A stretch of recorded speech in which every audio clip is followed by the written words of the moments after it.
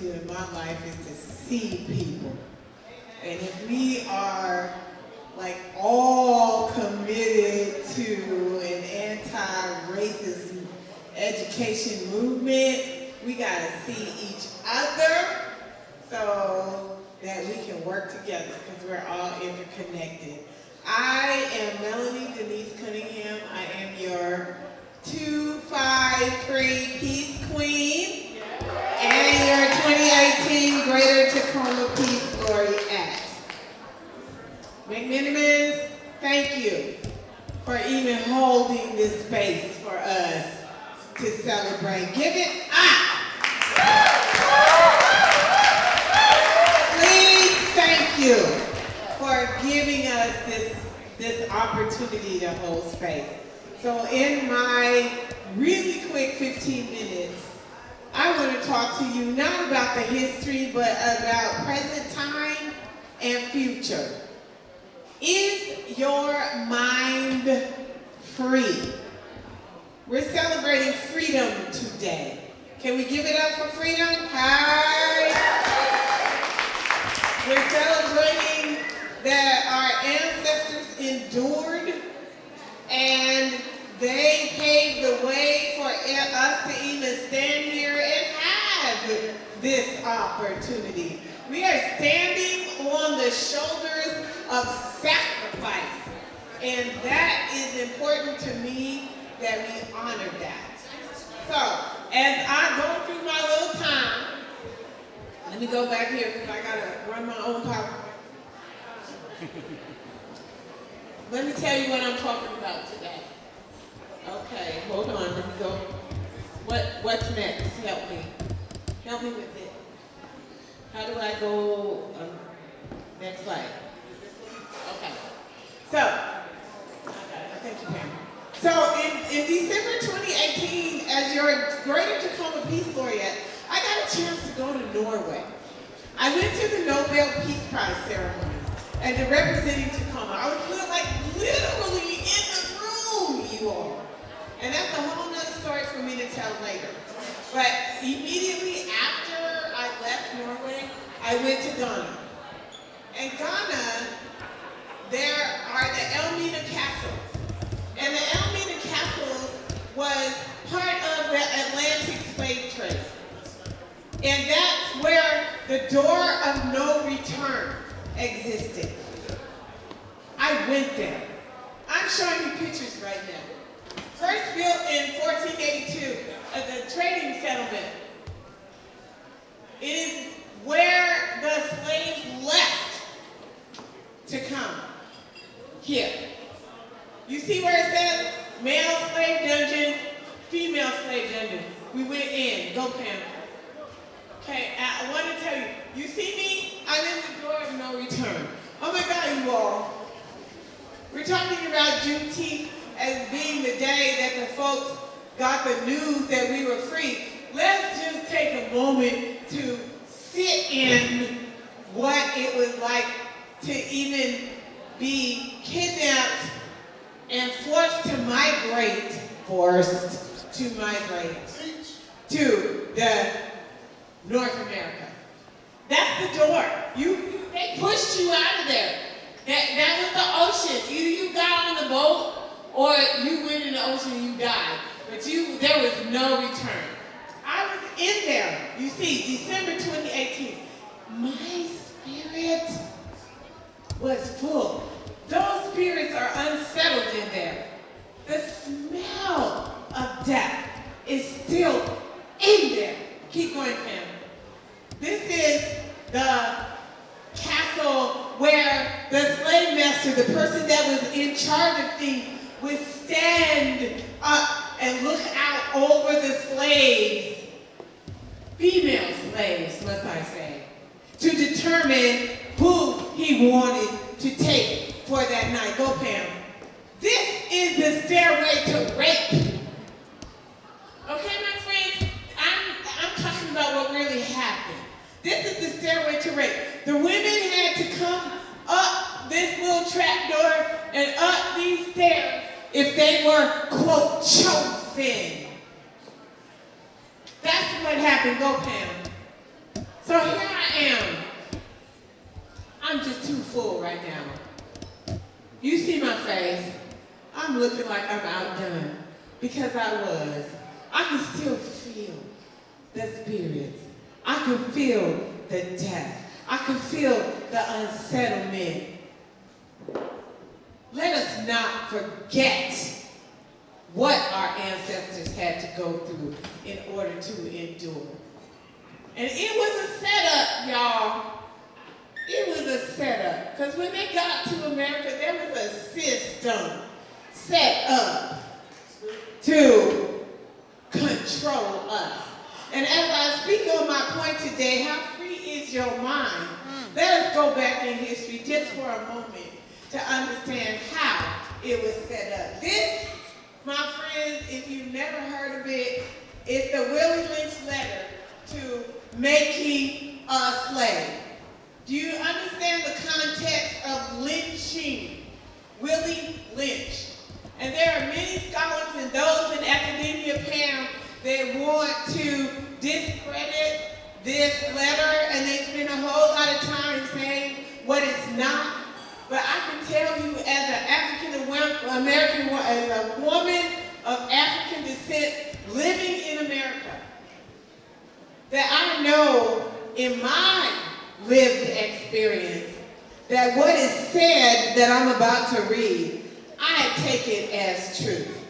The Willie Lynch letter, The Making of a Slave. This speech was delivered by Willie Lynch on the bank of the James River in the colony of Virginia in 1712. Lynch was a British slave owner in the West Indies. He was invited to the colony of Virginia to teach his methods to slave owners there. The term lynching is derived from his last name. December 25th, 1712. Gentlemen, I greet you here on the bank of the James River in the year of our Lord 1712. First, I shall thank you, the gentlemen of the colony of Virginia, for bringing me here. I am here to help you solve some of your problems with slaves. Your invitation reached me on my modest plantation in the West Indies, where I've experimented with some of the newest and still the oldest methods of controlling slaves. Ancient Rome would envy us if my program is implemented.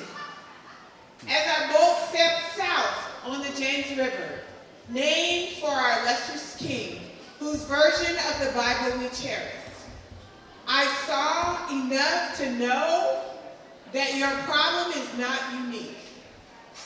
While Rome used cords of wood as crosses for standing human bodies along its highways in great numbers, you are here using the tree and the rope on occasion. I caught the whiff of a dead slave hanging from a tree a couple of miles back. You are not only losing valuable stuff by hanging, you are having uprisings. Slaves are running away. Your crops are sometimes left in the fields too long for maximum profit. You suffer occasional fires. Your animals are killed. Gentlemen, you know what your problems are. I do not need to elaborate. I am not here to enumerate your problems. I am here to introduce you to a method of solving them. In my bag here, I have a foolproof method of controlling your black slaves. I guarantee every one of you that if installed correctly, it will control the slaves for at least 300 years. 300 years. My method is simple. Any member of your family or you overseers can use it. I have outlined a number of differences among the slaves and make the differences bigger. I used fear, distrust, and envy for control. These methods have worked on my modest plantation in the West Indies, and it will work throughout the South. Take this simple little list of differences and think about them. On top of my list is age, but it's there only because it starts with an A. The second is color or shade. There is intelligence, size, sex, size of plantations and status of plantations, attitudes of owners, whether the slaves live in the valley, on a hill, east, west, north, south, have fine hair, coarse hair, or is tall or short. Now that you have a list of differences, I give you an outline of action. But before that, I shall assure you that distrust is stronger than trust, and envy stronger than adulation, respect, or admiration. The black slave, after receiving this introduction, shall carry on and will become self-refueling and self-generating for hundreds of years, maybe thousands. Don't forget, you must pit the old black male versus the young black male, and the young black male against the old black male. You must use the dark-skinned slaves versus the light-skinned slaves, and the light-skinned slave versus the dark-skinned slave. You must use the female versus the male, and the male versus the male. You must also have you white servants and observers distrust all blacks. It is necessary that you slaves trust and depend, that your slaves trust and depend on us. They must love, respect, and trust only us. Gentlemen, these kits are your keys. I'm preaching it up. These kits are your keys to control. Use them. Have your wives and children use them. Never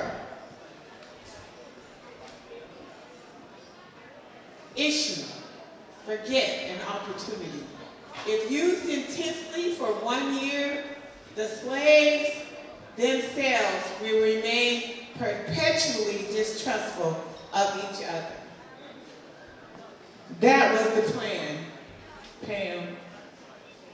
I invite you, my friends, especially the black people in this room, to understand that we need to free our mind. This was on purpose. White people, join the struggles.